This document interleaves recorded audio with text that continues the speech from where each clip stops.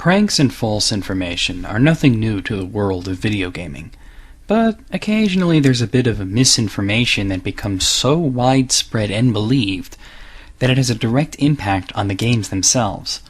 No more is this true than the legend of Sheng Long.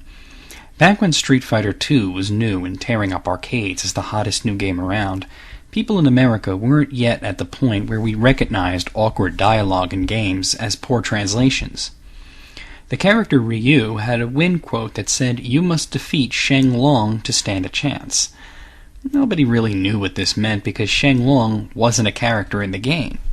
Well, that's what everyone thought until popular gaming magazine Electronic Gaming Monthly, or EGM, revealed how you could battle against Sheng Long in Street Fighter II. Simply select Ryu as your character and get to the last boss without taking any damage a single time. When battling M. Bison, the player must not damage him or take damage, letting the round end in a draw when time runs out, which you'll have to repeat 10 times.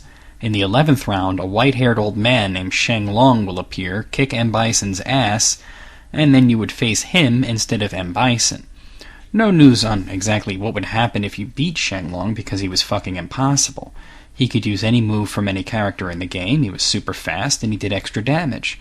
2 of the screenshots showed Sheng Long throwing M. Bison out of the ring and using a variation of the Dragon Punch where his fist was engulfed in flames. Believe it or not, people fell for that bullshit. It wasn't EGM's first April Fool's joke. They had previously claimed you could play as Simon Belmont in Teenage Mutant Ninja Turtles 2 for the NES, but it was their most popular and well-known April Fool's joke. This time on the bottom of the page they had an advertisement for a contest. If you could guess which article was the April Fool's joke, you'd win a game. They put it on the same page as the April Fool's joke as if to say, "Here, idiots, it's right here." Even the smallest examination of the article reveals that it's bullshit. The person who supposedly found this was named W.A. Stokens, or Waste Tokens, ha ha ha ha. And he was supposedly from Fuldigan, Hawaii, or Fuldigan, Ha. To add to this, the idea of Capcom putting in something so hard to attain is a joke.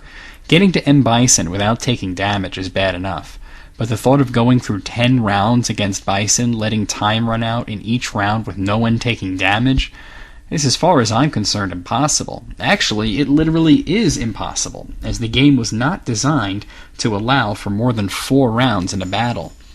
On the off chance that a match would have to go for more than 3 rounds, due to the ending in a draw or a double knockout, the 4th round would be called the final round.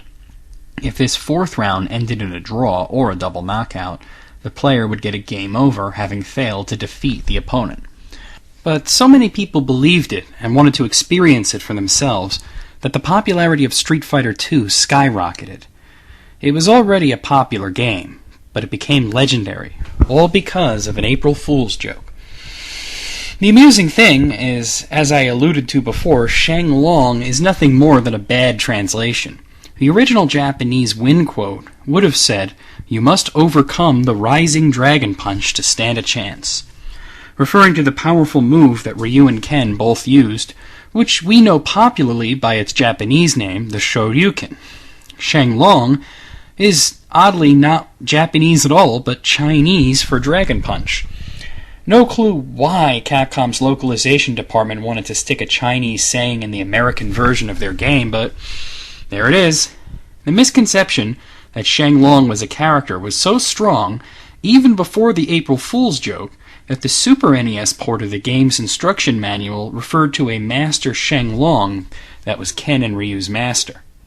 Well, that's all well and good, but here's where you see how a simple prank changed the Street Fighter series forever.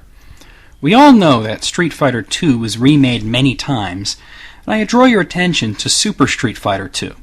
This version was mostly known for adding 4 new characters, Fei Long, DJ, Cammy, and T-Hawk, but it also changed a lot of things for the already existing characters. For example, when Ken uses his version of the Shoryuken, his fist is engulfed in flames. That's right, just like the fake character EGM created. In Super Street Fighter II Turbo, the game introduced a Sheng Long-inspired character. If you met certain criteria before fighting M. Bison, and trust me, it wasn't so hard as EGM's version, A powerful unnamed character would defeat M. Bison and you'd face him instead. The character became known as Goki, or in America, Akuma, one of the most popular characters from the franchise. In the Street Fighter II animated movie, Ryu and Ken are seen to be taught by a character who resembles Sheng Long, a muscular white-haired old man named Gouken. When Street Fighter III came out, EGM once again tried to pull the Sheng Long thing.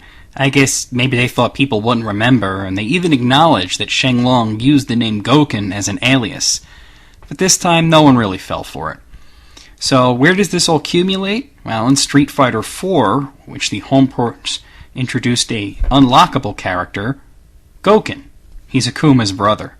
So that's the story of how a fairly ridiculous April Fool's joke made a popular game into a legendary one and led to the creation of two characters from the game. Join me next time and I'll tell you a story that's somewhat similar and yet even more ridiculous.